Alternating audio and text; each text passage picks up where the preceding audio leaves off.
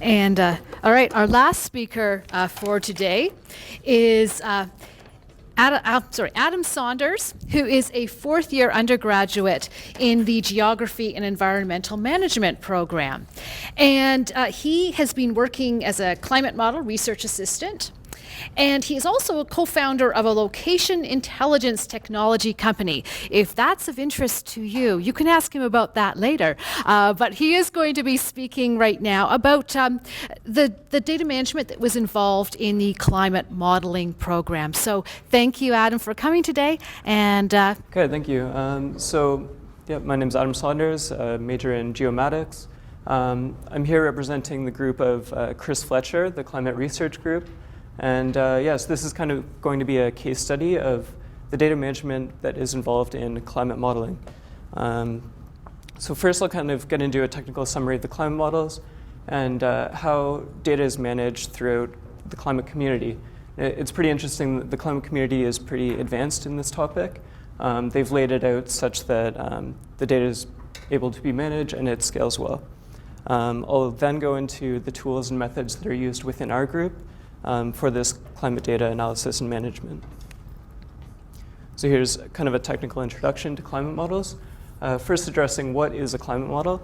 So a climate model is a mathematical representation of a climate system based on physical, chemical, and biological principles. When it's developed, it's kind of developed in a modular structure like this, where each major component has its own sub-processes, and it produces outputs and takes in inputs as managed by the coupler. So this modular structure is very useful for sensitivity studies. So you can create a perturbation in one of these components and compare it to a control run. And when you compare them, you know that all of the change is due to the perturbation that you implemented. So as a data structure, climate models are represented as a set of multidimensional grid cells. First, you have like a horizontal grid defined by latitude and longitude. A vertical grid is extended off of that based on height or pressure levels. And then another dimension is time. So these 3D grid cells also change values over time for each variable. So what this means is just for a given variable, it's a function of time, latitude, longitude, and like a pressure level or a height. So the data format that's used to hold this data structure is netCDF, or it's the Network Common Data Form. So it's a set of libraries and self-describing data formats that support the creation, access, and sharing of array-based scientific data. The key benefits of netCDF is that it allows for detailed metadata definition. So you can kind of specify where the data came from. Any pre-processing that has been done is stored in the history. Has built-in compression with options for lossy and lossless compression. And it has a large suite of free and open source tools to work with netCDF. Most programming languages have support for netCDF. So the data conventions, so it's great that netCDF allows for this kind of detailed metadata structure, but without people writing it in the same way, it would just become a mess. So we have this CF compliancy within climate modeling, which is the climate and forecast metadata conventions. So what this is,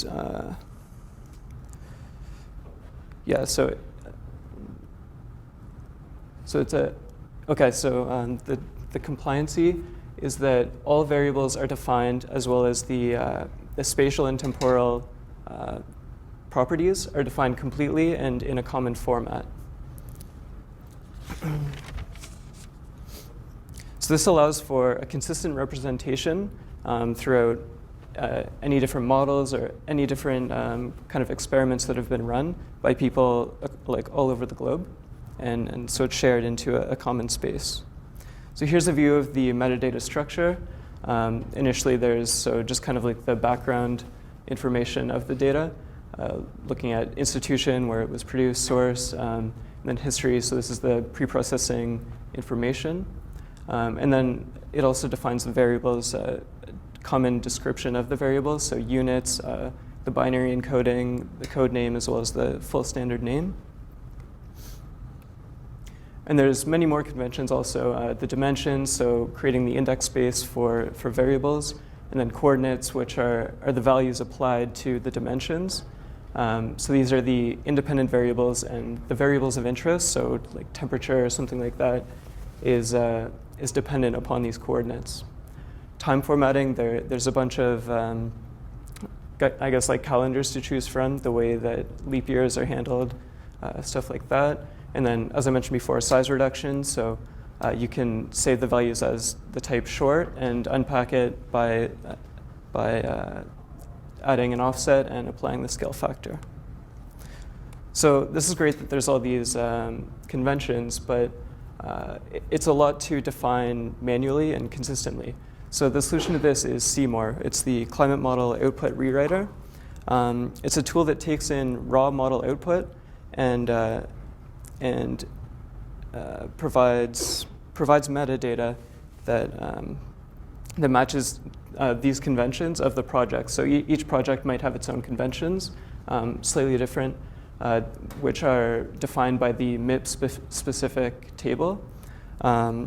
So yeah, these experiments are collectively referred to as the MIPs. It includes AMIP, CMIP, PLIOMIP. It's basically just coordinated experiments that are done. And so these MIP tables are available on each individual's website and is accessed by CMORE. So CMORE depends on these tables to reduce the programming effort needed from the MIP contributors. So something unique about climate data is that we're interested in the history of the intermediate steps rather than the final answer. As an example, if I want to investigate what the temperature is likely to be in 100 years, the global mean temperature, and I get a value of 16 degrees Celsius, that doesn't tell me much. I don't know if it's an anomalous year. Is it during El Nino, La Nina? So what we do really want is the journey to this value rather than the value itself. So what this leads to is that the data that we work with is quite large. So for any given model, usually there's 20 or so that you're working with. Each model could amount to about a terabyte. So coordinated assessments like CMIP require very large scale sharing. An example of this large scale sharing and collaboration is CMIP3 and CMIP5 data archives. So these are the model data sets that are used in the IPCC reports.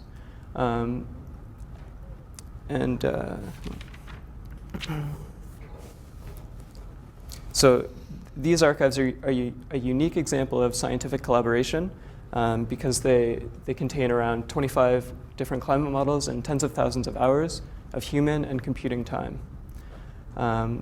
This archive is very useful for allowing us to address the internal variability between models, as well as imperfect model formulation.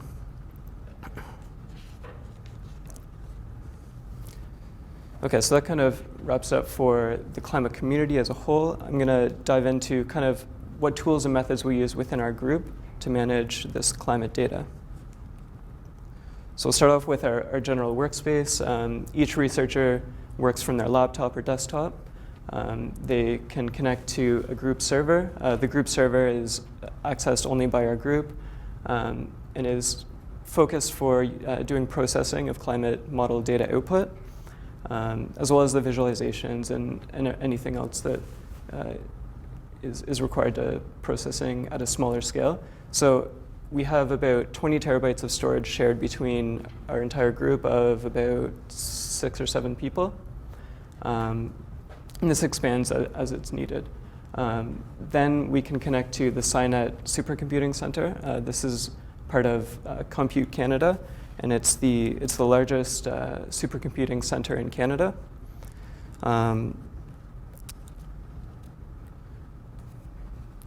So the supercomputing is used for performing very large tasks, particularly running like new model runs or performing new model runs. And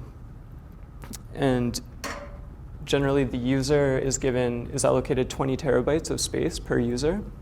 But that's under the condition that it is purged every 3 months. So all data must be, or like all resulting data sets should be transferred back to our group server. So first of all, getting into the data acquisition. So this is where we interact with these large-scale data archives, which are really great to work with.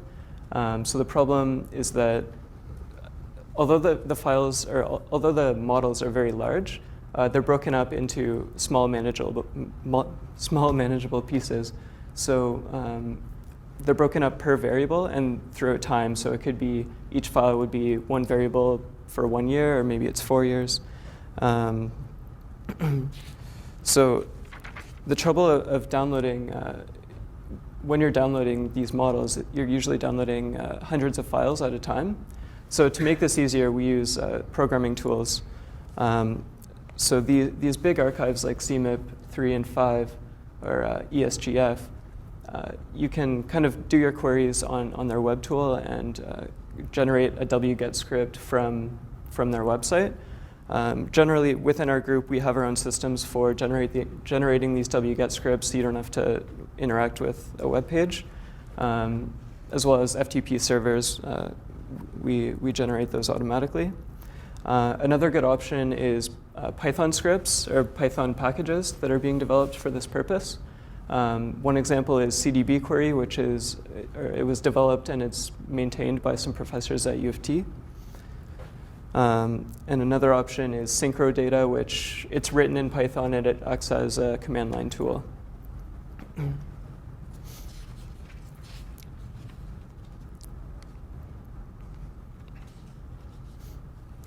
So getting into the processing of our data, we take in all this raw data and we produce information. So some of the tools that we use for that, first is climate data operators, or CDO. This was developed for the purpose of processing climate data, and it's very intuitive in this context. So here's an example of a line of code. It starts from the inside out. So first we select the variable name, task, which is surface temperature. We take the year mean and then the field mean of that, which is global mean. So in one command or one line of code, we've gone from raw model output to a time series of global mean temperatures. So it's very powerful and intuitive for someone that's working with climate data. Other great options are Python and R. Very powerful, good with working with dimensions, and they're well known across all fields, so you can get support quickly and easily.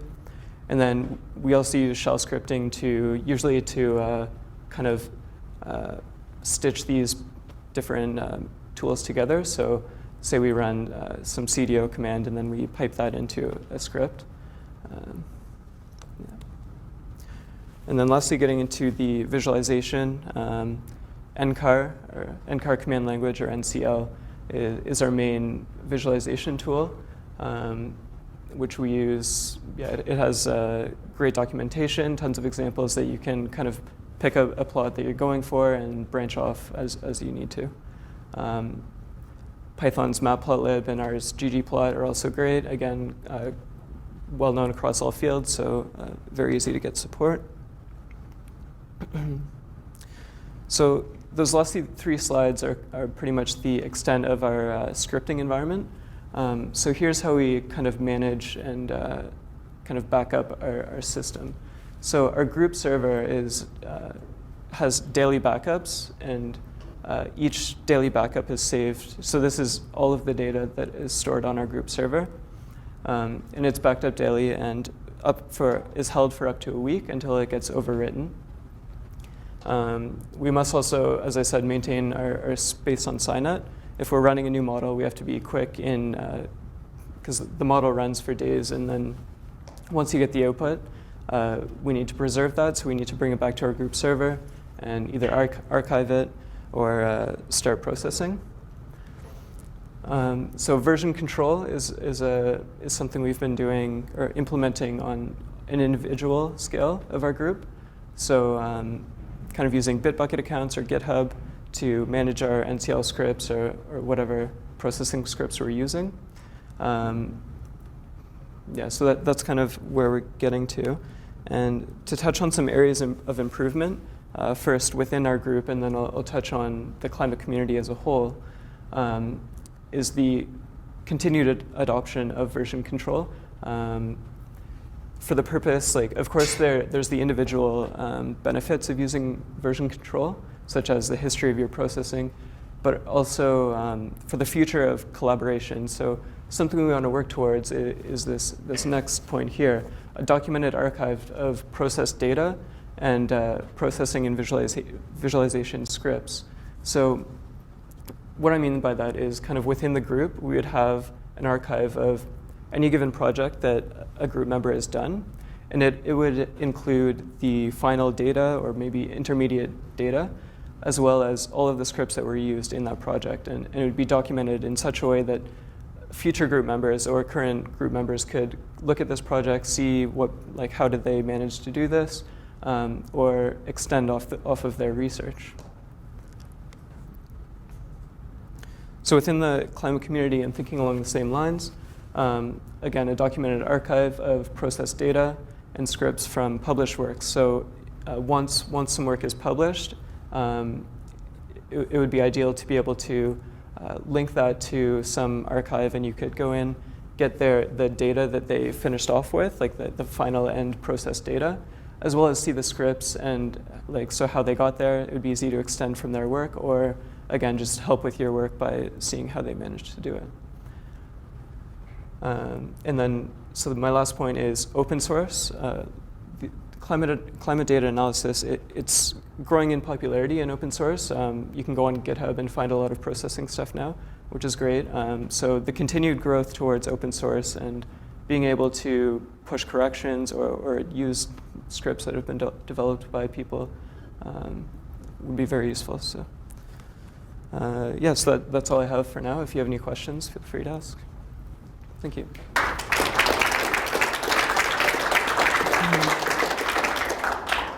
So yes, we do have a few minutes for questions, if there are any. Yes. In your experience as an undergraduate, should best practice kind of data management, I'm sure that I assume that there's a first year course, don't plagiarize, all the standard kind of stuff that first year students are taught. But as you go through, I realize you're in geomatics where you have to manage data. You absolutely have to. But within other disciplines and I'm sure other faculties, do you think that this is something at the undergraduate level that should be addressed? Like, I realize obviously you were clearly experienced in managing pretty complex data sets with a huge amount of scripting and so on, but kind of across, say your friends or Well, a lot of my courses are kind of based in computer science, so data management is of course a big focus. But thinking more in terms of, let's say, the physical geography side, I guess I would say that there's a somewhat lack of data management teaching. For example, some friends that are doing undergraduate thesis work, it's kind of their first time working with kind of their own data set. They're not provided with a shapefile that they work on. So it requires some, I'm sure it's kind of a shock to start working with this stuff, and I'm sure their best practices or the practices of managing this data aren't that great because there isn't really teaching. So I guess, yeah, I think maybe a focus on that at the undergrad level would be nice, at least in the upper years when you're getting into the research.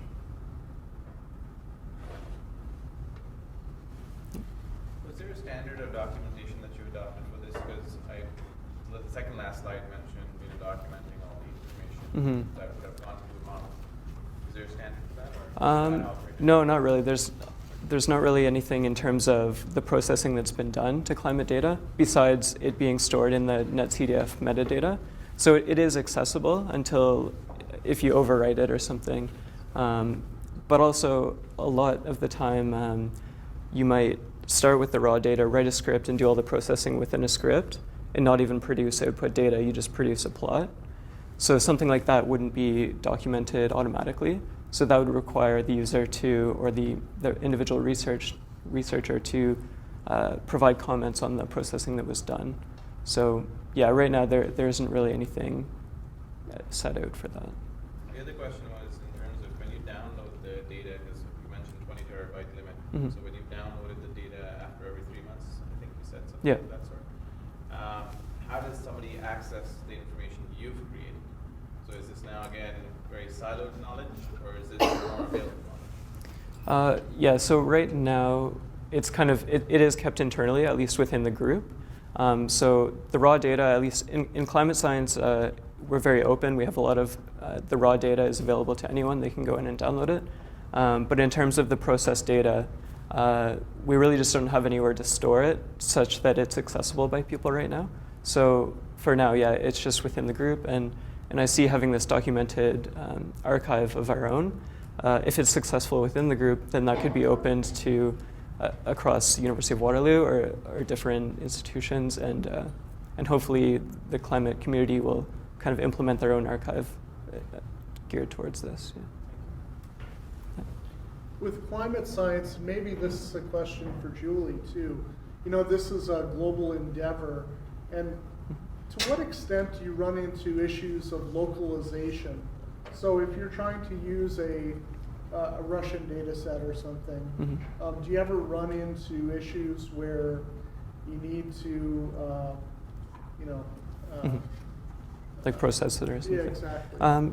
That's a good question. For the most part, actually, because of this CF compliancy, everything is machine readable as it is. So it's kind of, at least for these big projects that are undertaken by tons of institutions, the data is already like, everything's on the same level, so you can just process it all the same. Yeah. In terms of, there are cases, of course, where there is data that needs special attention. If you're looking for observation data sets, you might have to go to like their specific website and download it. And it could be formatted differently than what you're used to or than what everything else that you have is. So yeah, there are special cases, but for the most part, they're pretty good about keeping everything standardized.